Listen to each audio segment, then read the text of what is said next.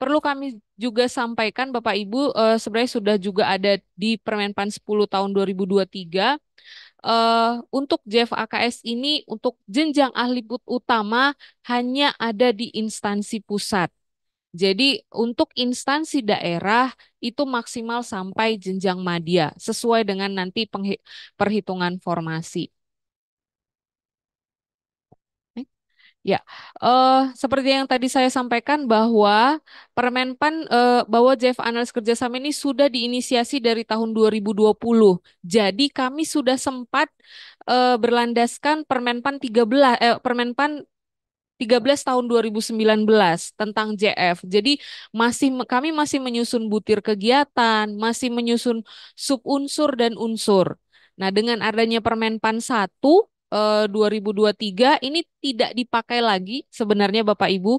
Di Permenpannya juga tidak ada lagi, tapi masih kami jadikan guidance untuk Bapak Ibu agar bisa mengidentifikasi sesuai nggak sih tugas dan tusi instansi kami untuk diisi menjadi JF analis kerjasama gitu. Jadi kalau dulu subunsur itu kami terdiri dari 4, perencanaan kerjasama, kemudian penyelenggaraan kerjasamanya, kemudian pemantauan dan evaluasi kegiatan kerjasama, dan terakhir pengembangan kerjasama. Jadi inilah proses bisnis dari seorang JF analis kerjasama. Kenapa tadi akhirnya muncul JF ini? Karena misalnya kayak teman-teman ada yang beralih ke analis hukum. Dia sebagai analis hukum di proses kerjasama, dia hanya tarik di dalam legal draftingnya saja. Dia tidak ikut di dalam perencanaan, dia juga tidak ikut di pengembangan maupun pemantauan. Jadi yang ikut proses dari awal adalah si analis kerjasama ini, gitu. Jadi makanya nanti silahkan diidentifikasi Bapak Ibu terkait tusinya, apakah memang satu rangkaian proses bisnis ini sudah dilakukan oleh Kementerian Dalam Negeri. Tapi saya lihat OTK pasti ya Bu ya, karena memang sudah ada pusat fasilitasi kerjasama juga. Eh, ini butir kegiatan yang sebelumnya sudah kami susun, Bapak Ibu. Izin saya tidak baca satu persatu karena cukup banyak, tapi nanti bisa di-share mungkin paparannya. Jadi inilah butir kegiatan yang sudah kami susun per sub unsur tadi. Jadi ada gambaran bagi Bapak Ibu melihat ke apa yang sudah kita lakukan selama ini, apa yang sudah Bapak Ibu lakukan selama ini, masukkah ke JF ini gitu, cocokkah ke JF analis kerjasama ini, seperti itu. Jadi tadi ada dari sub unsur perencanaan, kemudian ada penyelenggaraannya, ada pemantauan dan evaluasi serta pengembangan. Ini nanti bisa Bapak Ibu identifikasi. Kemudian kita masuk ke pengangkatan PNS-nya dalam JF analis kerjasama. Sebenarnya ini aturannya sudah normatif, Bapak Ibu sudah sesuai dengan Permenpan 1 2023. Jadi kami Permenpan JF AKS ini lahir dengan sudah menyesuaikan dengan Permenpan 1 2023. Jadi tidak lagi berdasarkan Permenpan 13 tahun 2019. Slide next lagi, Mas. Next lagi, lagi, lagi. Ya. Jadi dalam Permenpan seperti saya sampaikan, JFKS sudah disesuaikan dengan Permenpan 1 2023, kemudian juga sudah sesuai dengan Per-KBKN nomor 3 tahun 2023, dan juga Surat Menpan RB nomor 3 tahun 2024, di mana memang metode dalam pengangkatan JF itu kita ketahui bersama ada 4. Pengangkatan pertama dari calon PNS, kemudian perpindahan dari jabatan lain, kemudian 3 penyesuaian, dan terakhir nanti promosi. Untuk pengangkatan pertama dari CPNS dapat kami sampaikan, next slide, Mas. Dapat kami sampaikan untuk JF analis kerjasama ini hanya membuka jalur CPNS, tidak membuka untuk P3K. Jadi setelah berunding antara Kemensetnek, Kemenpan RB dan juga beberapa KL termasuk Kementerian Pertanian, salah satu alasan yang kami tidak membuka P3K karena JF Analis Kerjasama ini yang akan memegang dokumen perjanjian kerjasama, melakukan pengelolaan entah MOU sebutannya, nota dinas ataupun perjanjian kerjasama dan itu kita sebagai ASN artinya kita membawa nama instansi kita itu pemerintah. Jadi JF Analis Kerjasama ini yang akan memegang dokumen-dokumen negara gitu. Jadi eh, kami putuskan eh, bahwa memang untuk JF Analis Kerjasama CPNS-nya tidak akan dibuka dari jalur P3K. Jadi pure dari CPNS. Untuk kualifikasi pendidikan di pengangkatan pertama karena memang JF Analis Kerjasama ini bersifat terbuka, Bapak Ibu, baik instansi pusat maupun daerah, eh, kerjasamanya banyak. Kalau di Setnek, kualifikasi teman-teman di Biro Kerjasama Teknik Luar Negeri itu mayoritas background pendidikannya hubungan internasional, kemudian komunikasi yang menangani kerjasamanya sastra Inggris seperti itu. Tapi berbeda lagi, misalnya teman-teman di Kementerian Hukum dan HAM. Mereka Kemenkumham, tapi yang mengenangani perjanjian kerjasamanya background pendidikannya hukum. Beda lagi teman-teman di Kemendikbud, beda lagi teman-teman di Kementerian Pertanian, Perikanan. Jadi memang untuk kualifikasi pendidikan kami buka selebar mungkin tapi tidak digeneralisir karena memang tidak diperbolehkan oleh Menpan sehingga kualifikasi bidang untuk pengangkatan pertama kalau dibikin jurusannya terlalu banyak ya Bapak Ibu. S1 ini sedangkan administrasi negara aja istilahnya banyak sebutannya. Jadi kami ambil ilmunya. Jadi ilmu sosial humaniora, ilmu bahasa, ilmu ekonomi, ilmu teknik sampai ilmu tanaman. Karena dari pada saat 2020 JFKS ini diinisiasi, kami mencoba mencari potensi dari yang akan berpindah ke JFKS itu sampai 3.000 Bapak Ibu. Dan itu tersebar di seluruh instansi pusat maupun daerah dan disesuaikan tadi dengan kerjasama instansi masing-masing.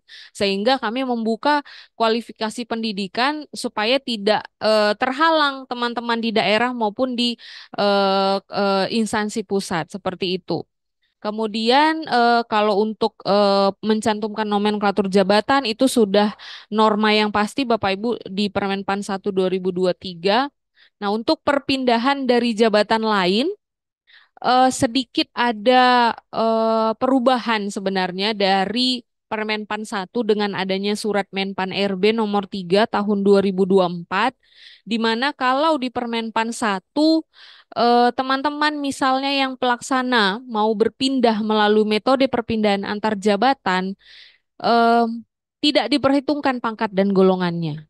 Tapi dengan adanya surat Menpan RB nomor 3 tahun 2024 pangkat dan golongan akan diperhitungkan. Jadi kami nanti pada saat implementasinya pun kami sudah menggunakan surat Menpan RB nomor 3 2024. Jadi kalau Bapak Ibu pelaksana yang sudah 3C, 3D dengan adanya surat Menpan ini eh, s- tidak harus start dari jenjang pertama. Jadi Bapak Ibu bisa langsung ke jenjang muda seperti itu. Tapi dengan syarat tadi ada formasinya dan lulus uji kompetensi. Seperti itu. Tapi karena sebelumnya di Permenpan 1 2023 kan mau Bapak Ibu 3C, 3D, pelaksana semua harus start dari jenjang pertama.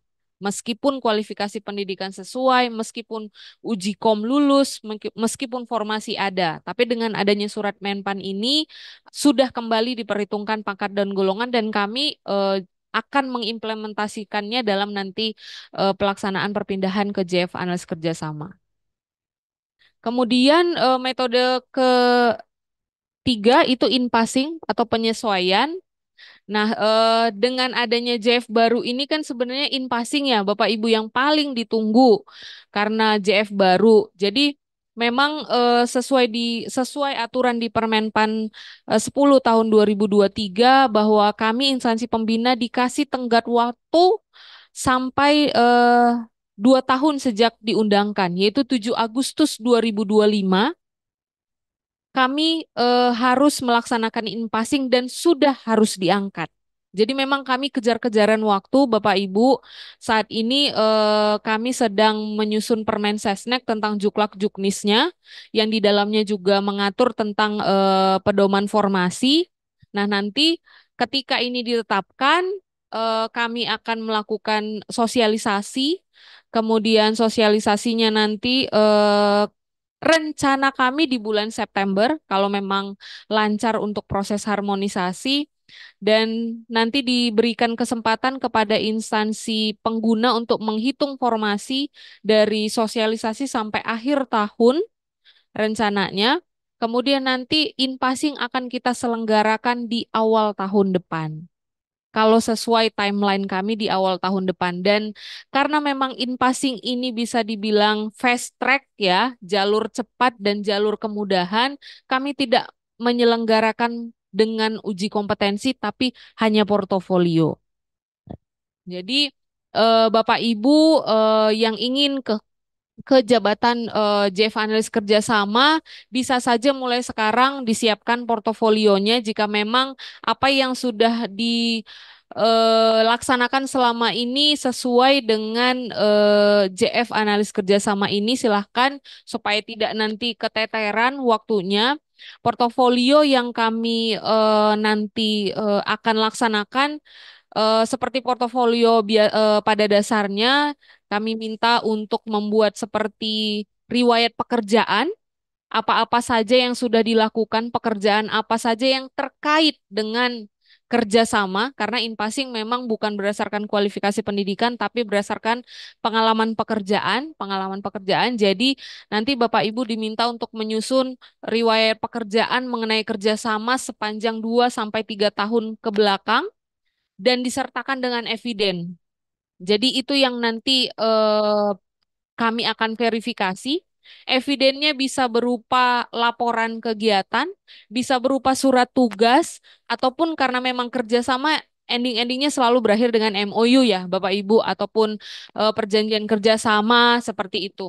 Tapi karena memang kembali lagi tidak semua perjanjian kerjasama itu bisa menjadi konsumsi publik, silahkan nanti secara teknis bisa di-blur atau di hide hal-hal yang tidak bisa jadi konsumsi publik, tapi di kami bisa melihat bahwa memang Bapak Ibu selama ini melaksanakan proses atau kegiatan kerjasama seperti itu.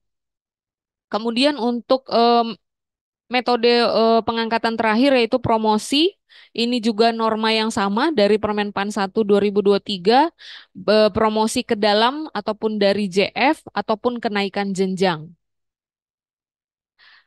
Untuk strategi tindak lanjut, next Mas slide-nya.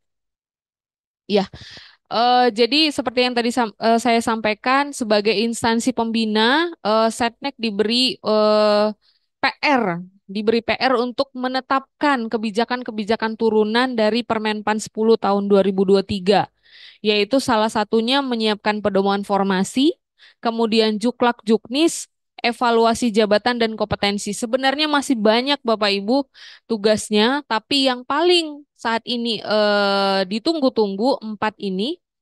Formasi dan juklak juknis kami satukan dalam satu kebijakan Peraturan Menteri Sekretaris Negara tentang juklak juknis JF Analis Kerjasama. Saat ini sedang proses harmonisasi, Bapak Ibu. Alhamdulillah Senin kemarin sudah harmonisasi pertama, dan besok Senin besok adalah harmonisasi kedua. Dan di dalam juklak juknis nanti akan ada juga informasi mengenai tata cara in-passing. Jadi begitu juklak juknis ada, sudah bisa menghitung formasi dan juga sudah bisa mempersiapkan diri untuk in-passing. Kami harapkan Senin besok itu sudah merupakan harmonisasi terakhir. Mohon doa dari Bapak Ibu agar, karena dari harmonisasi pasti sampai pengundangan kita masih ada waktu sebulan lagi gitu kan biasanya.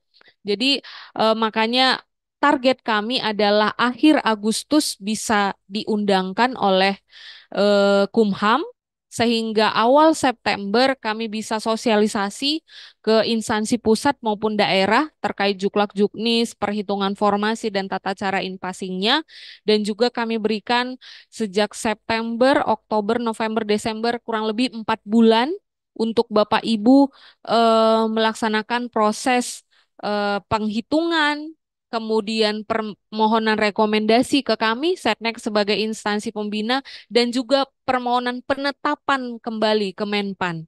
Karena ketika nanti in-passing, Bapak Ibu harus sudah ditetapkan formasinya oleh Menteri Pan-RB.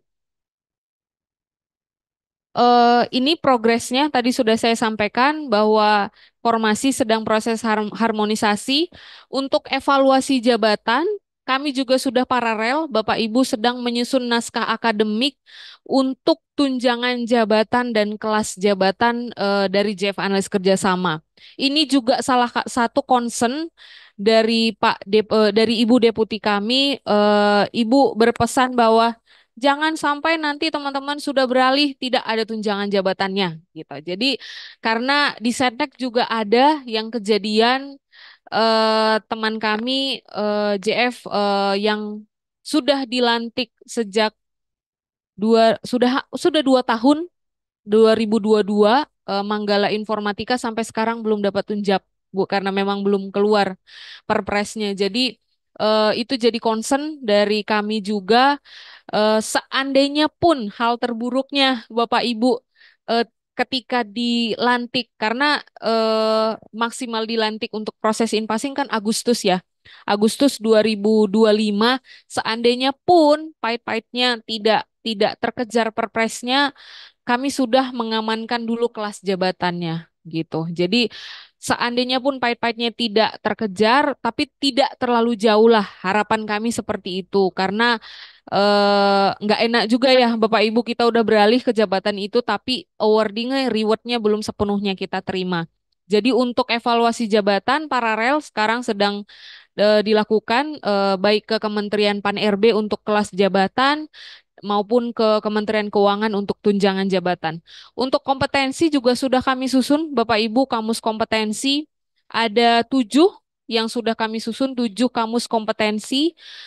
Secara prinsip sudah disetujui oleh Menpan RB, tapi memang belum kami ajukan secara resmi karena memang kami mendahulukan untuk juklak juknisnya dulu. Karena memang pedoman formasi yang paling ditunggu.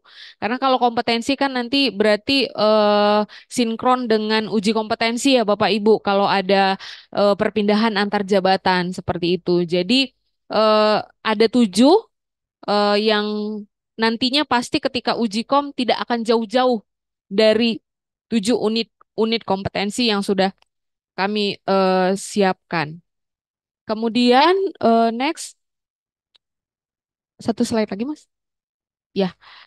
Ini sedikit gambaran dari Permen Sesnek tentang Juklak Juknis JF Analis Kerjasama yang saat ini sedang kami susun. Itu terdiri dari 10 bab.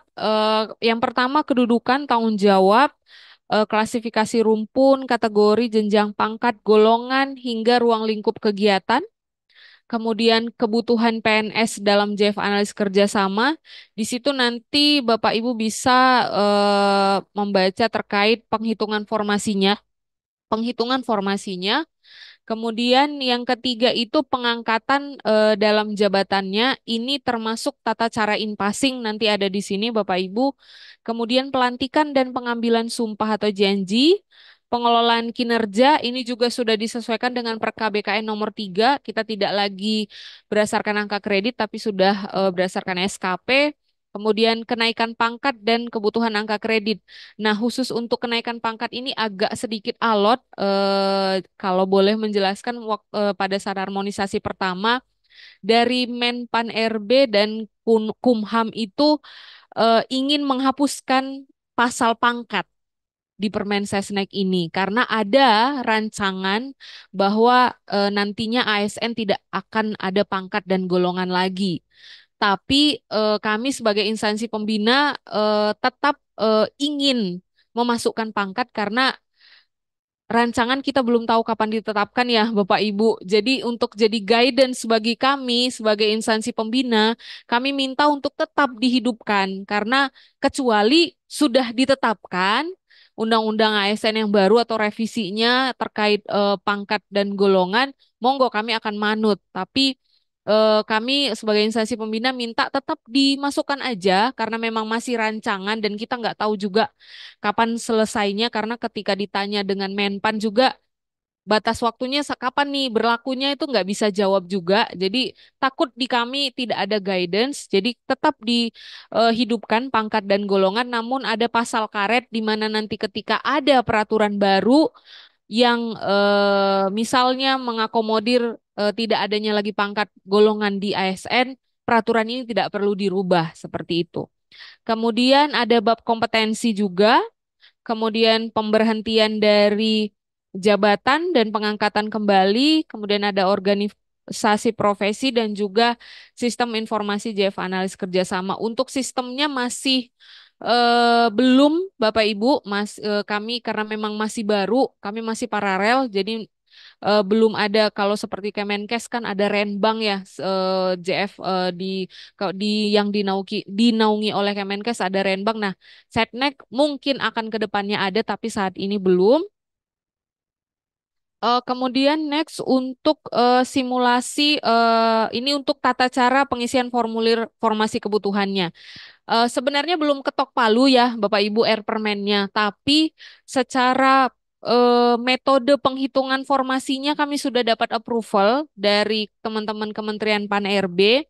Jadi kami masih, kalau tadi saya di awal bercerita bahwa analis kerjasama ini dihitung beban kerjanya berdasarkan 4 indikator.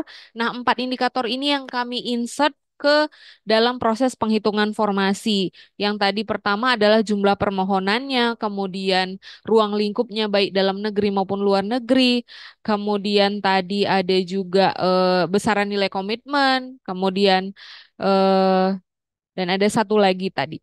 Nah, nanti Bapak Ibu akan diberikan Excel, form Excel.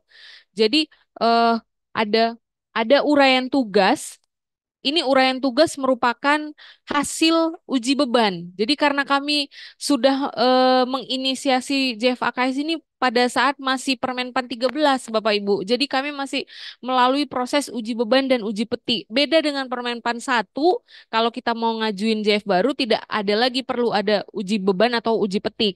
Jadi uraian tugas meskipun tidak dipakai lagi di Permenpannya masih kami pakai di dalam proses penghitungan formasi. Jadi nggak terlalu sia-sia ya, Bapak Ibu hasil kerja uji beban hampir setahun prosesnya. Kami tetap pakai nanti cara pengisiannya. Bapak Ibu mengisi jumlah satuan hasil atau output di kolom 4 untuk masing-masing uraian tugas. Ini output dalam 1 tahun. Jadi misalnya untuk permohonan tenaga asing misalnya, itu setahun berapa permohonan yang masuk. Diisi jumlah outputnya untuk waktu penyelesaiannya ini merupakan waktu yang sudah divalidasi ketika uji beban. Jadi tidak usah diganggu gugat untuk waktu penyelesaiannya. Hasil outputnya Bapak Ibu kami harapkan nanti bisa menuliskan dengan detail. Kenapa? Kami untuk mengurangi potensi adanya pekerjaan atau output yang diklaim di berkali-kali seperti itu. Jadi kami mohon kalau misalnya perjanjian kerjasama ya perjanjian kerjasama ya karena karena hasil akhir perjanjian kerjasama aja tidak sama ya Bapak Ibu. Nama dokumennya itu tidak sama. Ada yang PKS, ada yang MOU. Di beberapa KL atau daerah cukup dengan nota dinas mereka juga udah proses perjanjian kerjasama. Jadi kami harap nanti hasil outputnya diisi detail. Ini per sheet adalah per jenjang. Jadi sheet pertama, jenjang muda, jenjang madya sampai utama. Tidak wajib semua uraian tugas Bapak Ibu isi. Disesuaikan saja dengan tugas fungsi instansi. Jadi yang mana saja yang ikut yang termasuk atau yang sesuai dengan TUSI itu yang diisi. Ada sedikit pembeda Bapak Ibu khusus untuk jenjang utama. Di next slide, di khusus untuk jenjang utama, untuk nominal untuk indikator besaran nilai komitmen, kami tidak kalau tadi indikator yang lain uraian tugasnya sudah kami tentukan, Bapak Ibu. Tapi khusus untuk jenjang utama tidak kami tentukan karena JF utama kan sudah jenjang yang lebih melihat sesuatu udah dalam helikopter view ya, Bapak Ibu. Jadi kami berikan kebebasan kepada instansi untuk mengisi uraian tugas dari seorang JF utama di instansi masing-masingnya. Jadi hanya untuk indikator besaran nilai komitmen jenjang utama. Selebihnya sama saja. Mungkin ini ada contoh sedikit next ya, contoh pengisian formulir dari JF analis kerjasama. Ini dari Biro KTLN, tapi saya juga punya sebenarnya waktu itu jadi sebelum kami disetujui oleh Menpan terkait perhitungan formasi, salah satu yang menjadi arahan Menpan adalah kami mengikut sertakan instansi pusat maupun daerah, tidak semuanya, hanya sampling saja untuk menyamakan persepsi perhitungan ini. Salah satunya waktu itu Kemendagri sudah kami mintakan simulasi penghitungannya, itu sudah ada. Jadi tidak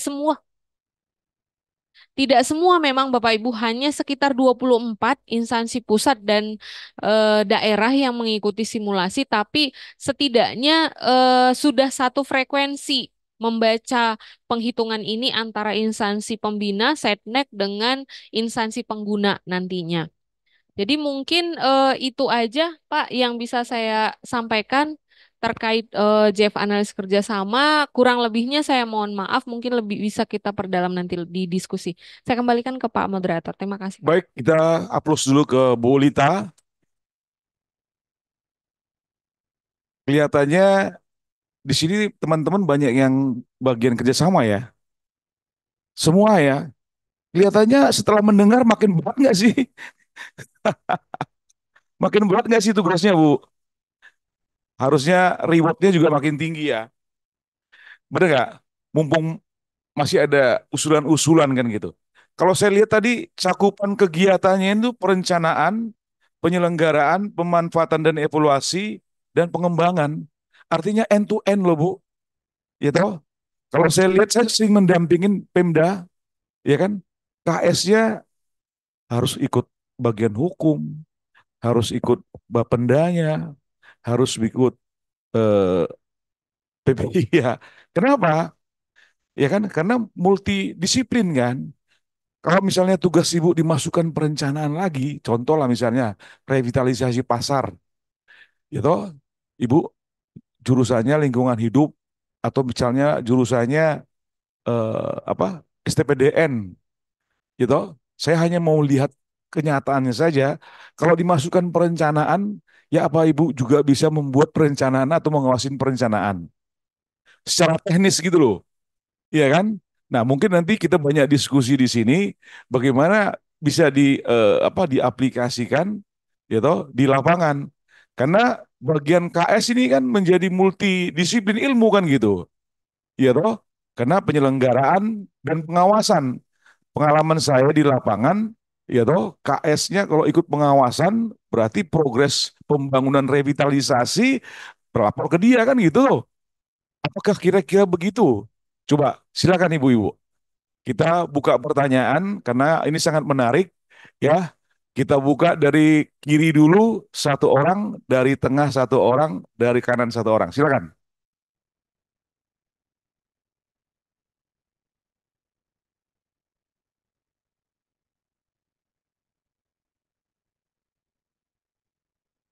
Silakan Bu.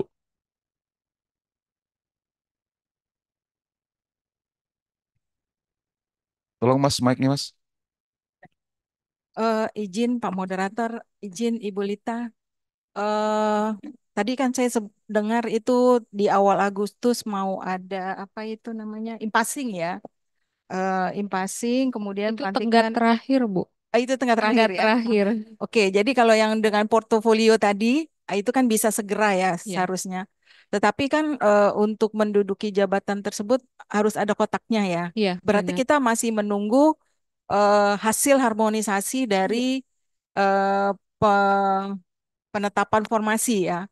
Kira-kira udah ada gambaran kah Bu, misalnya maksimal itu berapa formasi untuk daerah atau untuk kementerian lembaga atau untuk unit kerja yang menangani kerjasama seperti itu. Dan hmm, ya itu tadi ya, persyaratannya tadi kan udah disampaikan juga gitu ya. Ya kami berharap bisa secepatnya sih ya Bu. Makanya kami nunggu-nunggu juga seperti itu. Nah ini barangkali perlu koordinasi juga dengan teman-teman di Biro Pusat yang menangani terkait hal ini ya. Mungkin Biro Kepegawaian atau Biro Organisasi gitu ya Bu Lita ya. Kami sebetulnya juga mengundang, tapi apakah hadir atau tidak hari ini kelihatannya nggak ada yang hadir gitu dari Biro Kepegawaian dan Biro Ortala gitu. Mungkin bisa dikasih pencerahan ke kami gitu Bu Lita. Terima kasih. Baik, masih ada yang lain? Silakan. Iya, sebutkan namanya Bu ya. Baik, terima kasih Bapak Moderator, Ibu Lita. Saya Ibu Anggun Pak dari Pusat Vasker Kementerian Dalam Negeri. Yang mau saya tanyakan, di kami ini kan yang di Pusat Vasker ini memang belum ada yang jabatannya sesuai dengan yang disampaikan Ibu tadi karena hasil impasing kemarin kan kebanyakan rekan-rekan saya ini menjadi peranata humas di mana untuk mengumpulkan angka kredit sangat tidak sesuai dengan pekerjaan yang dikerjakan sehari-hari. Yang menjadi pertanyaan saya, seandainya nanti ada impasing dan mereka masuk ke dalam jatah formasi dari Kementerian Dalam Negeri, apakah angka kredit yang mereka dapatkan dari yang sebelumnya ini akan hilang atau memang tetap akan dibekali dengan penghitungan tersendiri dari Setnek? Mungkin itu saja, Bu Lita. Terima kasih. Baik, satu lagi. Silakan Ibu.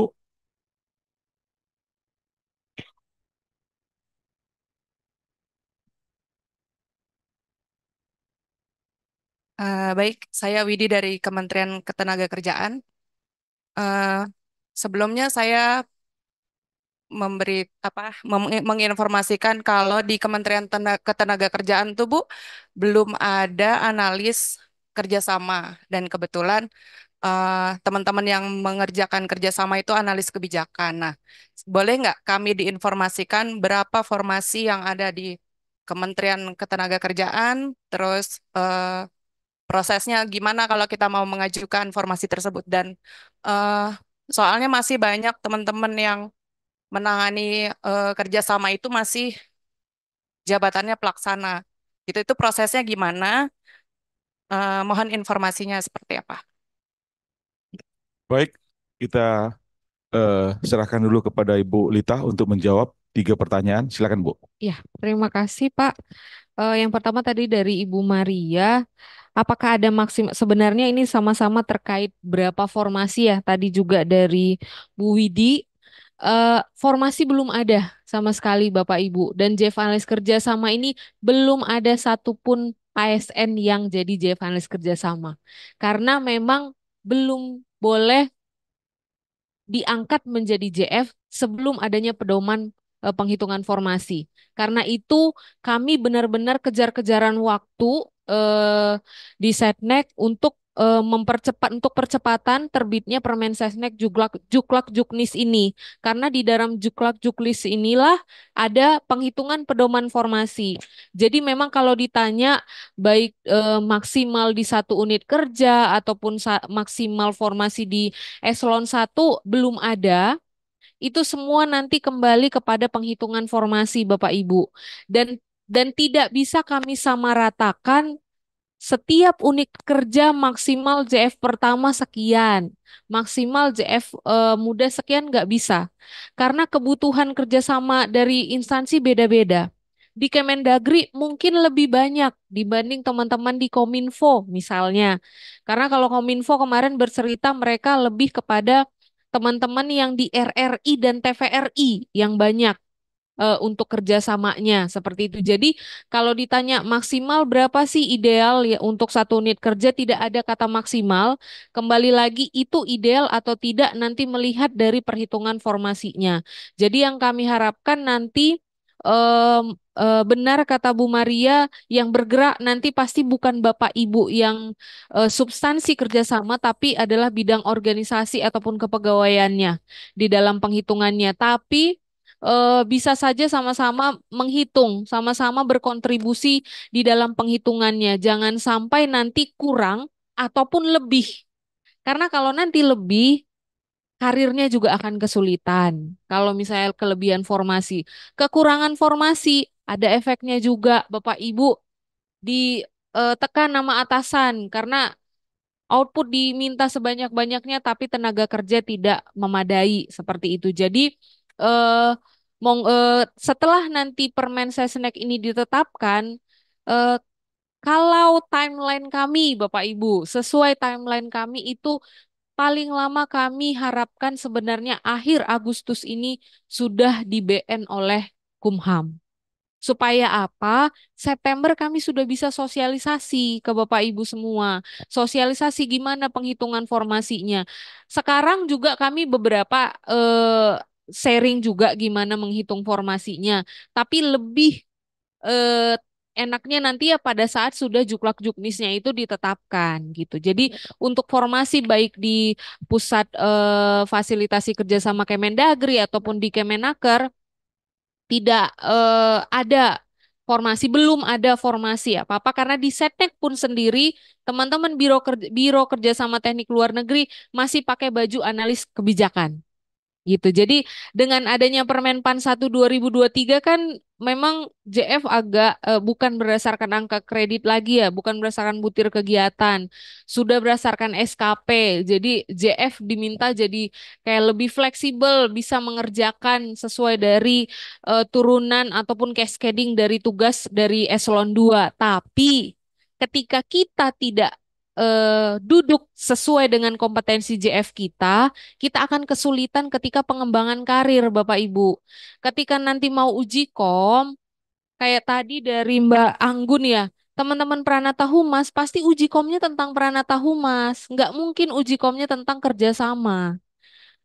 Nah, itu akan kesulitan ketika Bapak Ibu tidak duduk di JF yang sesuai dengan yang dilakukan. Jadi, kenapa meskipun tidak ada butir kegiatan, tidak ada angka kredit lagi, kami ataupun Menpan masih menyarankan untuk ayo sesuai dengan kompetensi karena terhalang nanti di ketika jenjang karir Bapak Ibu. Sama seperti analis kebijakan. Analis kebijakan uji komnya tidak akan tentang kerjasama. Pasti gimana public policy itu dibuat, gimana menganalisis sesuatu case, gimana buat telaahan. Pasti seperti itu. Tapi proses kerjasama itu seperti apa, kerjasama dalam negeri seperti apa, pihak-pihak mana yang kita harus tahu di dalam proses kerjasama, itu pasti keluar di uji kom kerjasama gitu. Jadi kalaupun saat ini tadi Pranata Humas ya, tadi Mbak Anggun ya. Kalau tadi formasi gitu ya Bu Maria sama sama Bu Widi tidak ada formasi, belum ada saat ini formasi. Tapi kalau teman-teman mau dari JF Pranata Humas, analis kebijakan, kalau sudah ada angka kreditnya akan dibawa ketika menjadi JF analis kerjasama. Jadi bukan start dari nol. Start dari nol nanti ketika misalnya tadi Mbak Anggun sudah Pranata Humas, pindah kalau Pranata Humas JF Madya misalnya, jenjang muda. Kemudian pindah ke analis kerjasama, jenjang muda. Di bawah angka kreditnya. Tapi ketika misalnya sudah 2 tahun promosi, jadi jenjang madya, itu baru start dari nol lagi angka kreditnya. Kemudian kalau untuk proses pengajuan formasi, tadi seperti yang sudah saya sampaikan, Bapak Ibu nanti setelah sosialisasi, Bapak Ibu diberikan kesempatan kurang lebih prosesnya 4 bulan, menghitung formasi di masing-masing instansi. Nanti setelah menghitung formasi di masing-masing instansi, Bapak Ibu mengajukan ke kami sebagai instansi pembina. Nanti kami akan menetapkan rekomendasi Jadi surat rekomendasi formasi JF analis kerjasama beserta angka kreditnya. Nanti surat rekomendasi itu Bapak Ibu bawa ke Menpan untuk ditetapkan dalam bentuk peta jabatan. Jadi setelah nanti ditetapkan oleh Menpan, baru Bapak Ibu bisa mengajukan in-passing, perpindahan antar jabatan ke JF analis kerjasama. Mungkin itu Pak. Terima kasih. Baik, terima kasih Bu Lita sudah banyak memberikan penjelasan. Waktu kita masih ada 10 menit lagi. Kita persilakan kepada dua petanya yang bertanya. Silakan. Tadi udah ibu-ibu, sekarang bapak-bapak silakan.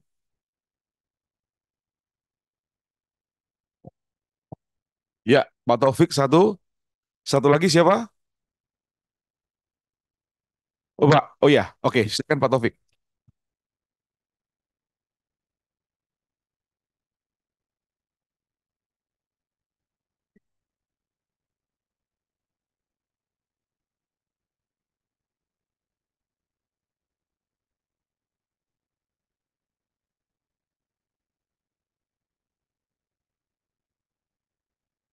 Yes, yes, kayak gitu.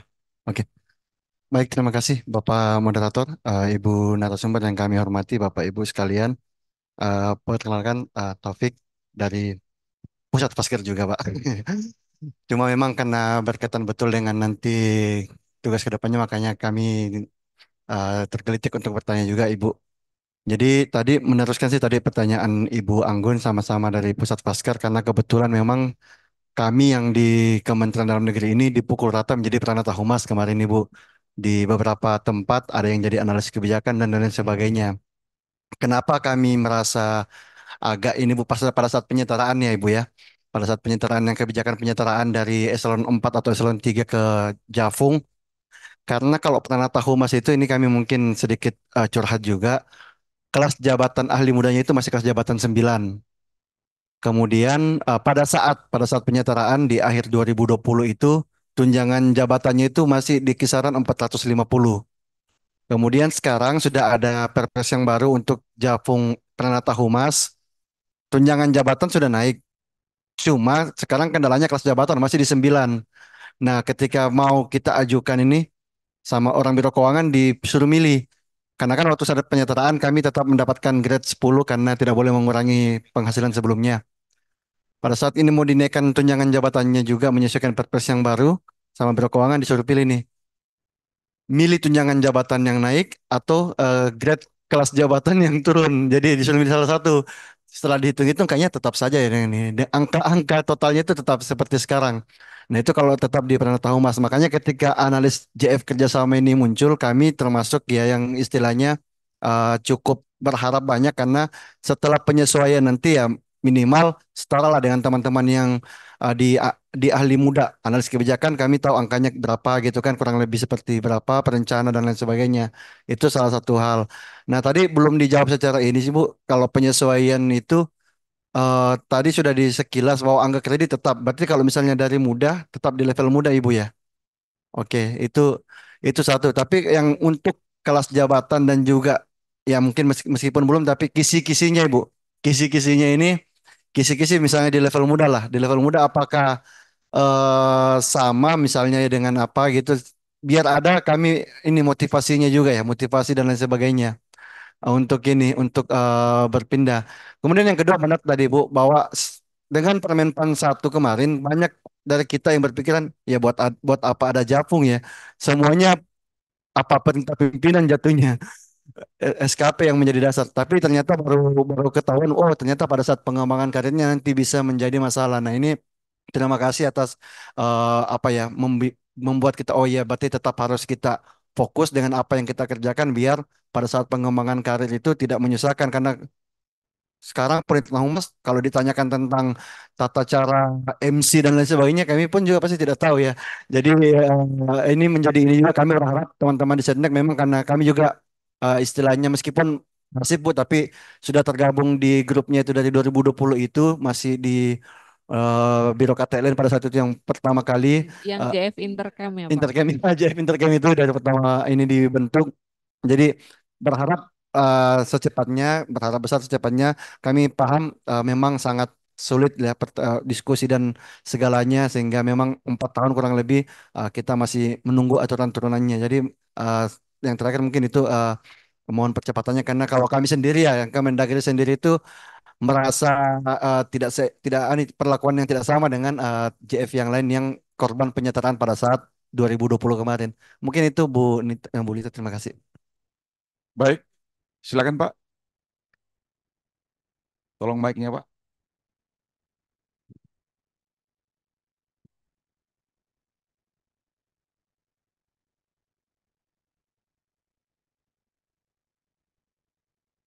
Terima kasih Pak atas kesempatan yang diberikan kepada kami. Kami Dedi dari bagian kerjasama Kota Pekanbaru. Ini sebetulnya Pak berkaitan dan Bu Lita berkaitan dengan nasib nih, nasib anggota kami. Ini perlu mungkin kami sampaikan terlebih dahulu. Bagian kerjasama Kota Pekanbaru itu sudah dibentuk pada tahun 2019. Kemudian ada kebijakan menghapus jabatan Kasubag. Kasubag kami itu dulu awalnya ada tiga. Kasubag Kasubag kerjasama dalam negeri, Kasubag kerjasama luar negeri, dan Kasubag evaluasi. Kemudian dengan adanya kebijakan menjadikan Japung, menjadilah dia jabatan fungsional analis kebijakan. Jadi tiga-tiganya ini sama aja gitu. Jadi dalam bekerja juga bingung kawan-kawan ini siapa mengerjakan apa. Karena jabatannya namanya sama, analis kebijakan. Sementara yang ada personilnya ada 3 orang yang berasal dari Kesubag kerjasama dalam negeri, luar negeri, dan evaluasi gitu. Tapi dari bagian organisasi tidak ada kejelasan, dari BKPSDM juga tidak ada tidak ada penjelasan. Akhirnya saya selaku Kabak supaya bagian ini bekerja secara baik, saya lah membuat nota dinas tersendiri menjadi analis analis kebijakan ini. Saya berbantukan menjadi analis kerjasama dalam negeri itu posisi saya sendiri gitu. Tetapi mereka ini sudah sekian lama bersama tidak bisa naik pangkat. Kemarin udah berapa kali diusulkan tidak bisa gitu dengan nota dinas yang saya berikan dengan kerja yang dilaksanakan berdasarkan jabatan kasubagnya yang lama gitu.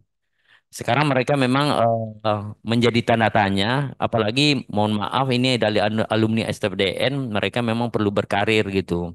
Ah, jadi kami berharap nanti promosi jabatan analis kerjasama ini juga ada pembagiannya, Bu. Jangan semuanya sama juga gitu. Nanti umpamanya di Pemko Pekanbaru, Seki bagian kerjasama ada JP analis kerjasamanya ada 3, tapi tidak ada juga spesifiknya juga nanti juga bingung juga dalam pelaksanaannya gitu. Jadi kami berharap nanti JP analis kerjasama ini ada lagi turunannya atau ada lagi pembagiannya. Jadi tidak hanya analisis kerjasama atau ada seperti yang lama itu ada dalam negeri, ada luar negerinya, ada evaluasinya gitu. Nah, itu harapan dari kami. Supaya nanti ke depannya pelaksanaan tugas itu bisa lebih rinci dan lebih spesifik dan kemudian mereka juga untuk mengejar AK-nya, angka kreditnya lebih mudah. Ini sekarang ada hampir ada yang 5 tahun, ada 6 tahun di golongan 3B tapi tidak bisa naik-naik gitu. Demikian Bu, terima kasih. Baik, demikian kali mungkin pertanyaannya Bu. Tadi kelihatannya semua situasi real yang ada di lapangan ya. Kalau Pak Taufik tadi ada pemio bilang kalau harga naik nggak boleh dibilang harus penyesuaian. Maksudnya Pak Taufik penyesuaian naik, penyesuaian namanya tapi tetap naik kan gitu. Silakan Bu. Ya, terima kasih. Kalau tadi pertanyaan dari Pak Taufik, kisi-kisi ataupun bocoran, sebenarnya mohon maaf tidak bisa kami sebutkan, Bapak, karena ini belum ditetapkan. Takutnya kami menyampaikan di angka berapa, di kelas berapa, ternyata karena bola bukan di Setnek. Yang menetapkan bukan Setnek, Setnek hanya mengajukan. Penetapan ada di Kementerian Pan-RB dan Kementerian Keuangan. Takutnya ketika nanti misalnya kami ke instansi-instansi, kami udah bocoran, kami mengajukan segini loh, kami mengajukan di kelas ini, tahu-tahu ditetapkan di bawah dari yang diajukan, kan jadi patah hati nasional ya Pak.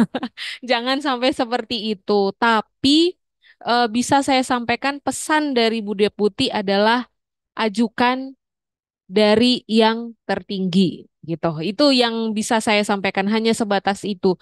Tapi pengajuan memang dari arahan Bu Deputi, ajukan dari yang tunjangan jabatan tertinggi yang sudah ada seperti itu. Tapi kembali lagi Pak, memang bukan penetapannya di Setnek, tapi di Kementerian Keuangan. Mudah-mudahan bisa sesuai yang diajukan Setnek seperti itu. Begitu juga juga dengan kelas jabatan. Karena kan sekarang masih variatif ya Pak. Ada yang JF pertama juga masih ada yang 7, ada yang 8, ada yang sudah 9, seperti itu. Jadi belum juga bisa kami bocorkan berapa kelas jabatannya untuk JF analis kerjasama, tapi ada hal-hal yang ingin kami naikkan menjadi harga seorang JF analis kerjasama. Itu jadi misalnya seperti eh memegang dokumen kerahasiaan gitu. Jadi hal-hal yang bisa dibilang harga Jeff AKS lebih mahal loh dari yang lain. Itu yang pingin kami sampaikan Pak. Tapi itu proses ya Pak. Nanti mudah-mudahan lancar dan bisa disetujui oleh Kementerian Pan-RB ataupun Kementerian Keuangan. Tapi kembali lagi eh, prinsipnya Bu Deputi tidak, karena anak-anak Bu Deputi yang sekarang adalah Karo KTLN yang dulu menginisiasi Pak. Kalau Pak Taufik tahu, Bu Nani adalah sudah menjabat menjadi deputi sekarang. Dulu pada saat ini JFAKS diinisiasi, beliau menjadi Kepala Biro KTLN. Jadi eh, ini untuk anak-anak beliau juga gitu kan, di bawah Biro KTLN. Jadi pasti beliau tidak mau memberikan yang tidak baik lah ya ke teman-temannya gitu. Untuk tadi Pak Dedi di bagian kerjasama Pekanbaru, satu yang mau saya tekankan Bapak, ketika nanti penghitungan formasi kembali lagi, kami pasti memberikan rekomendasi formasi itu berdasarkan beban kerja yang dihitung oleh instansi pengguna. Jadi eh, silahkan karena memang Kemendagri kan banyak ya Bu ya unit Bapak Ibu unitnya di daerah. Monggo saja silahkan berkoordinasi secara internal lebih sering untuk penghitungannya nanti supaya tidak ada formasi yang kelewat. Khawatirnya karena memang Kemendagri UPT-nya banyak di daerah, kemudian di pusat sendiri pun memang ada pusat fasilitasi kerjasama gitu. Jadi eh, monggo dikoordinasikan secara internal lebih intens supaya tidak ada formasi yang terlewat. Nah, untuk turunan dari JF Analis Kerjasama, Pak, tidak ada sebenarnya. Jadi kalau bisa sharing sedikit, Pak, di kami satu biro, kami Biro Ortal HRB, itu hanya diisi 3 JF, Pak. JF Analis SDMA, JF Analis Hukum, dan JF Arsiparis. Dan analis SDMA memegang 80% tugas dari biro. Gimana ngebaginya? Jadi memang kalau karena dengan adanya Permenpan 1 2023 ini kan kita tidak berdasarkan angka kredit, Pak. Kita pekerjaan kita adalah cascading habis dari eselon 2 kita. Jadi kalau kami di Biro Ortala dibagi menjadi 3 pokja si analis SDMA ini. Jadi memang bajunya sama-sama analis SDMA semua Pak. 3 pokja kami terdiri dari 4 pokja. 3 pokja diisi analis SDMA, 1 pokja hukum. Jadi 3 analis SDMA ini bajunya sama-sama SDMA, tapi karena sudah dibagi habis pekerjaan dari eselon 2 dan dibaginya per pokja. Jadi pokja pertama, pokja saya itu khusus untuk organisasi, untuk kelembagaan, organisasi, dan evaluasi jabatan. Pokja kedua khusus tentang tata laksana.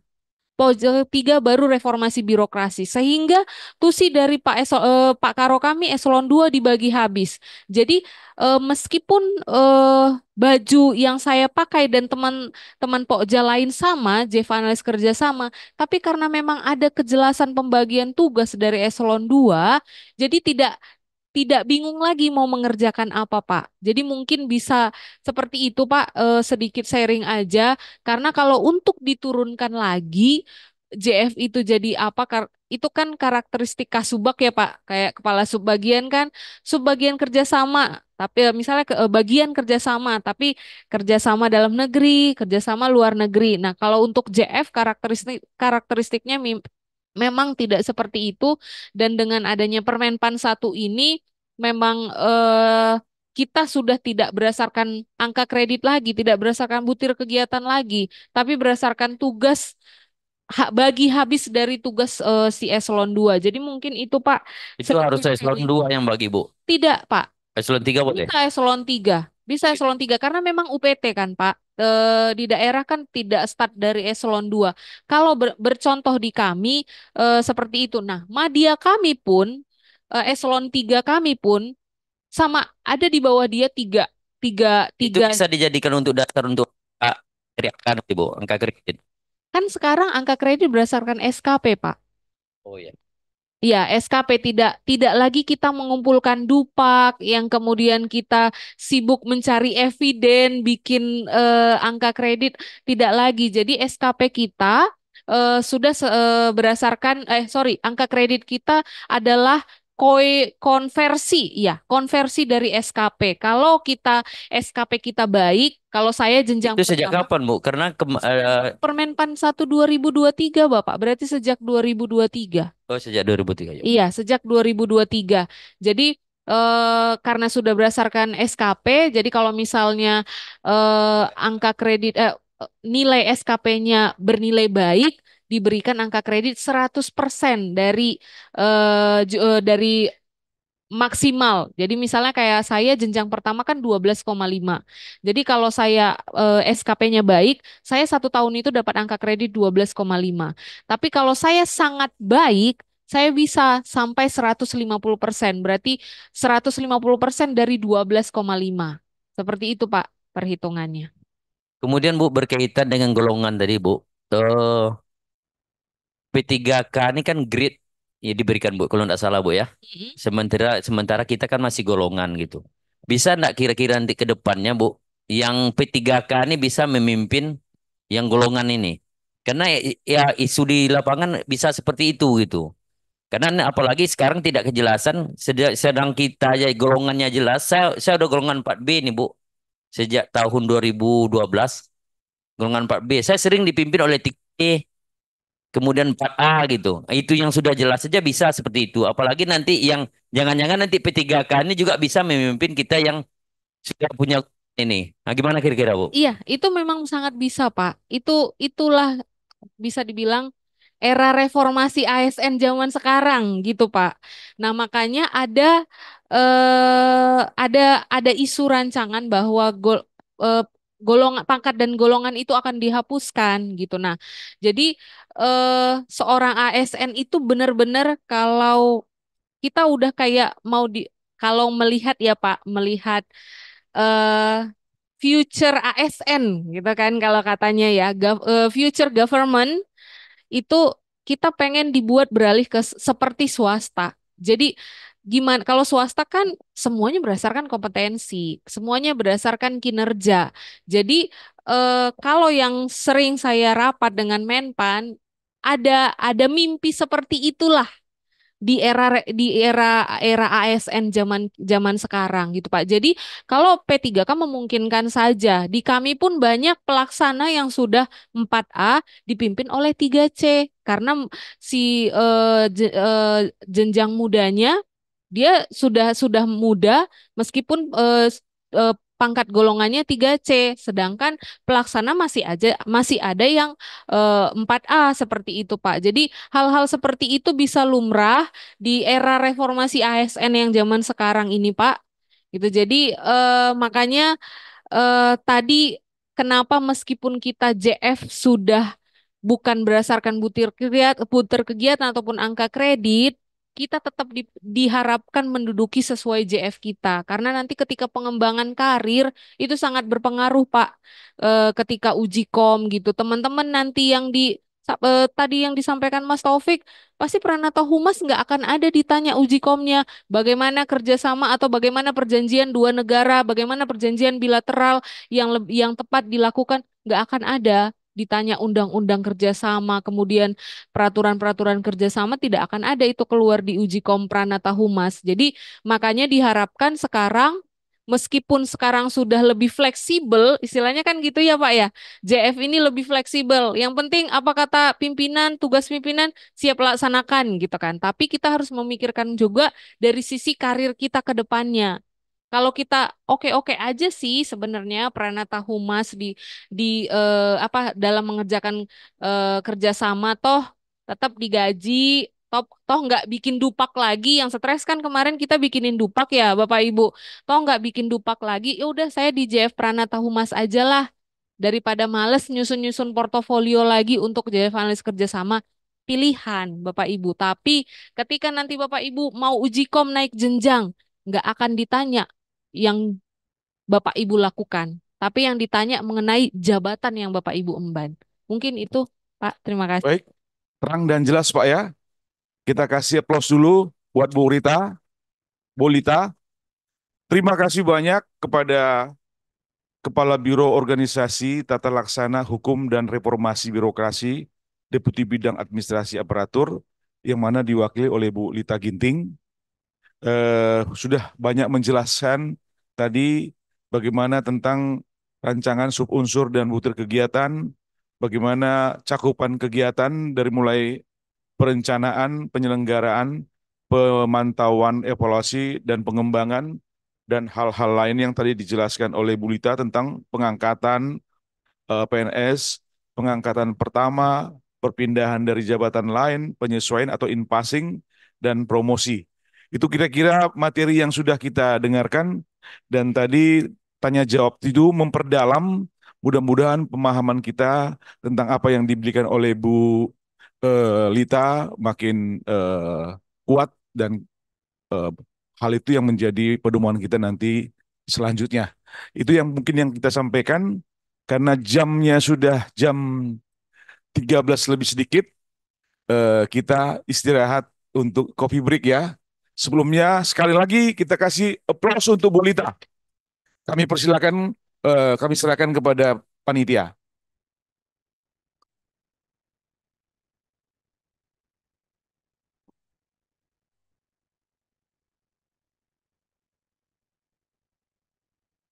Baik, terima kasih kepada Bapak dan Ibu bisa kembali ke tempat.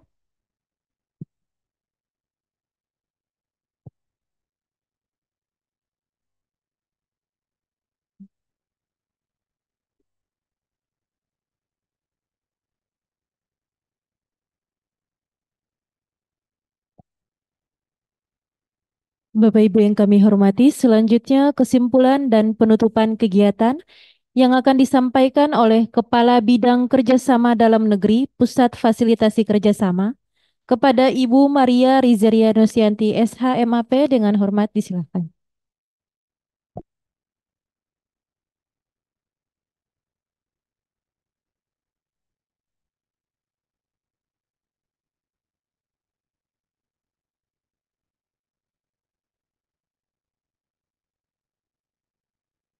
Baik, selamat sore Bapak dan Ibu semuanya. Demikian tadi sudah disampaikan 4 materi dari para narasumber, dimulai dari tadi Ibu Direktur dari Kementerian Keuangan, Direktur Pajak Daerah dan Retribusi Daerah, kemudian Mbak Alen, pejabat fungsional dari Kementerian PPN, Bappenas, dan juga dari Dijen Keuangan Daerah, dan tadi Ibu Lita Ginting dari Kementerian Sekretariat Negara. Eh, dengan demikian seluruh rangkaian acara sudah kita lalui bersama. Tibalah kita pada sesi penutupan, dan sebelumnya akan kami sampaikan beberapa catatan yang dapat kami ambil dari seluruh rangkaian kita pada hari ini. Baik, Assalamualaikum warahmatullahi wabarakatuh. Salam sejahtera bagi kita semua ya. Om Swastiastu, Namo Buddhaya, salam kebajikan. Kepada para peserta, hadirin dan undangan yang berbahagia, puji dan syukur kehadirat Allah Subhanahu wa Ta'ala, Tuhan yang Maha Kuasa, yang telah melimpahkan rahmat dan berkatnya kepada kita semua, sehingga acara bimbingan teknis pelaksanaan kerjasama dalam negeri dapat kita ikuti sampai selesai dalam keadaan sehat walafiat. Pusat Fasilitasi Kerjasama eh, mempunyai tugas menyelenggarakan dukungan yang bersifat substantif kepada seluruh unsur organisasi di lingkungan Kementerian Dalam Negeri di bidang fasilitasi pelaksanaan serta penatausahaan kerjasama Kementerian Dalam Negeri dan pemerintah daerah, baik dengan mitra dalam negeri maupun mitra dari luar negeri. Dalam upaya meningkatkan efektivitas dan efisiensi pelaksanaan kerjasama dalam negeri, maka acara bimbingan teknis pelaksanaan kerjasama dalam negeri menjadi sangat penting. Beberapa poin penting dengan diskusi kita hari ini, yaitu yang pertama yang tadi dari Kementerian Keuangan. Yang pertama adalah tetap mendorong bentuk kerjasama, optimalisasi pemungutan pajak melalui mekanisme PKS.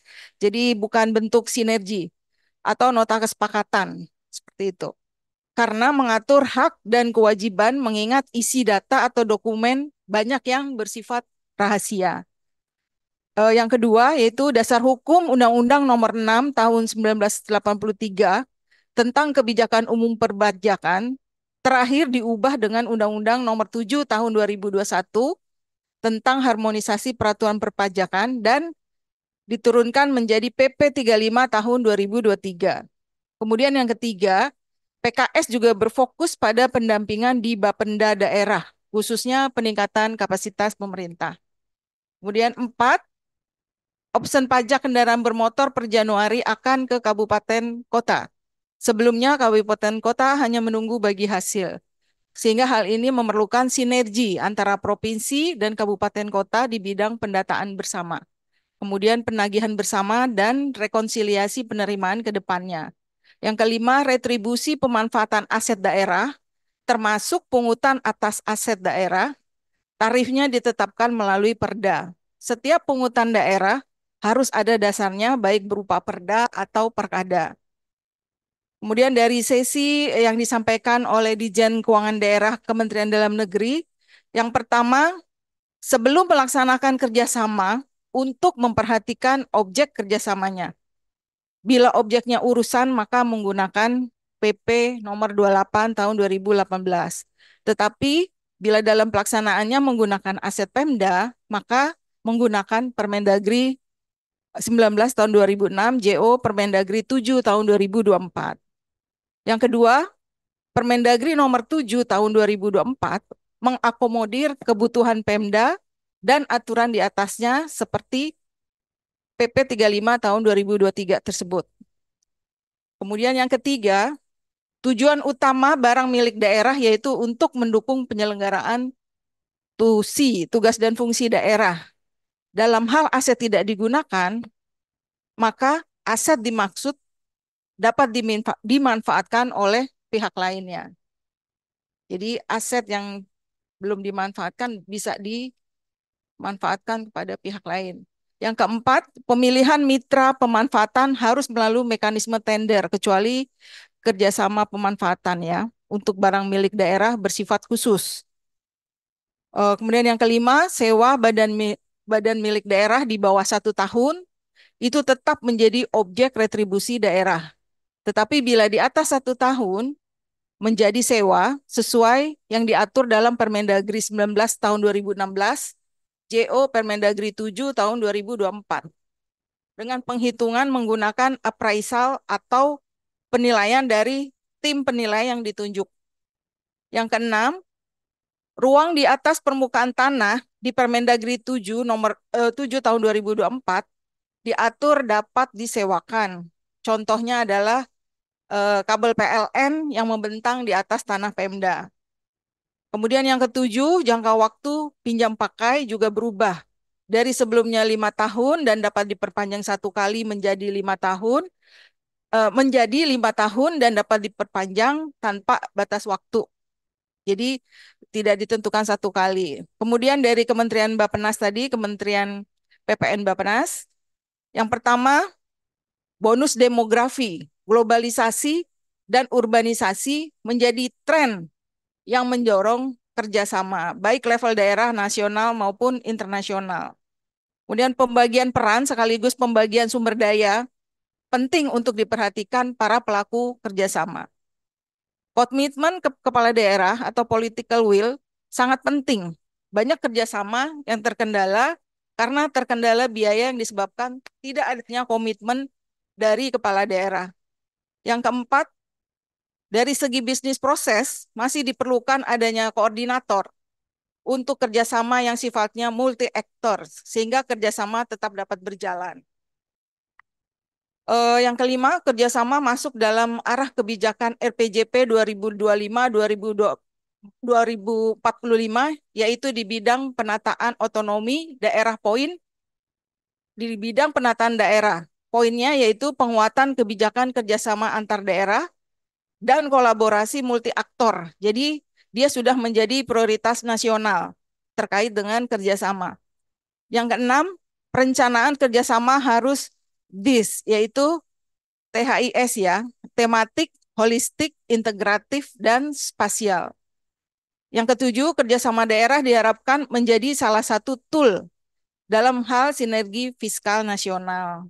Selanjutnya dari Setnek, Kementerian Setnek tadi, yang pertama jabatan fungsional analis kerjasama, yaitu jabatan fungsional yang mempunyai tugas dan ruang lingkup kegiatan untuk melakukan analisis dan pengelolaan kegiatan di bidang kerjasama, sesuai diatur dalam Permenpan nomor 10 tahun 2023 tentang jabatan fungsional analis kerjasama. Yang kedua, untuk sementara belum ada unit pengampu di Setnek, namun kedepannya akan ada OTK atau organisasi tata kerja yang baru yang mengakomodir unit kerja dimaksud. Yang ketiga, pada dasarnya tusi utama dari jabatan fungsional analis kerjasama ini nantinya yaitu satu, perencanaan kerjasama, dua, penyelenggaraan kerjasama, tiga, pemantauan dan evaluasi kegiatan kerjasama, dan empat, pengembangan kerjasama. Sesuai dengan Surat Menpan nomor 3 tahun 2024, maka perpindahan dari jabatan pelaksana ke jabatan AKS akan tetap memperhatikan pangkat atau golongan terakhir. Yang kelima, apabila memenuhi syarat, penyesuaian atau in-passing ke jabatan fungsional AKS bisa dilakukan tanpa uji kompetensi, tapi cukup melalui portofolio. Keenam, Setnek masih harus menyiapkan aturan lanjutan sebelum bisa diimplementasikan, yaitu aturan terkait formasi, juklak, dan juknis, kemudian evaluasi jabatan, dan standar kompetensi, Untuk rancangan Permen Sesnek terkait formasi dan rancangan juklak juknis sudah dalam tahap harmonisasi di Kemenkumham. Yang ketujuh, Perpres tunjangan jabatan sudah dikoordinasikan ke Kementerian Keuangan dan untuk kelas jabatan sudah dikoordinasikan ke Menpan RB. Demikian beberapa hal yang dapat saya sampaikan pada kesempatan ini. Tak lupa kami mengucapkan terima kasih juga kepada Ibu narasumber, Ibu Lita Ginting, dan juga Bapak Moderator, Bapak Haris, yang telah menyampaikan dan membantu kegiatan ini. Dan dengan mengucap Alhamdulillahirobbil alamin, acara rapat koordinasi evaluasi kerjasama dalam negeri dengan resmi saya nyatakan ditutup. Ya, semoga kegiatan yang kita laksanakan hari ini menjadi salah satu ladang amal bagi kita semua. Dan saya berharap ilmu yang dipelajari dapat diimplementasikan untuk Indonesia yang lebih maju dan sejahtera. Sekian dan terima kasih. Wassalamualaikum warahmatullahi wabarakatuh. Waalaikumsalam. Betul lagi?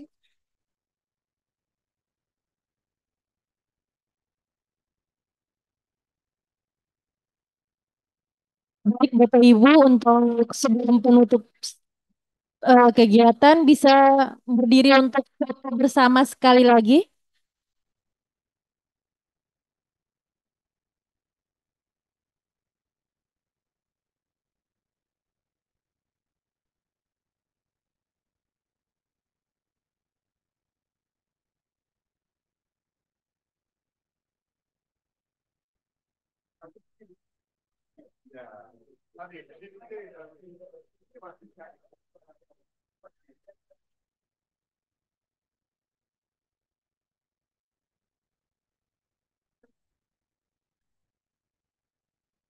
Bapak Ibu yang di belakang mohon untuk berdiri semua, kita foto bersama sekali lagi.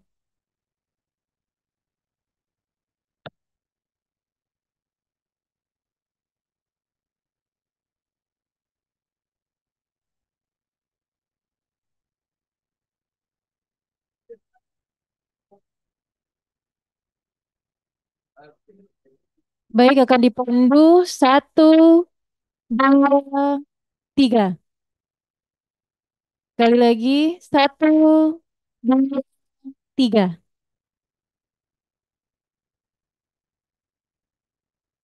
1, 2, 3. Baik, terima kasih Bapak Ibu. Sebelum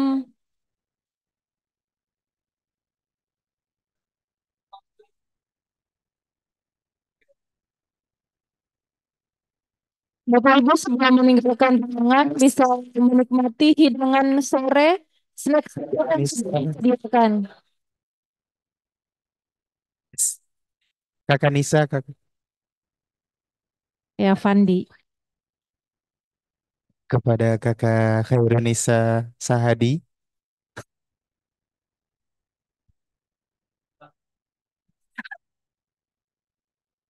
Untuk Bapak Ibu dari pemerintahan daerah, makan malam nanti bisa langsung ke resto lantai bawah. Terima kasih.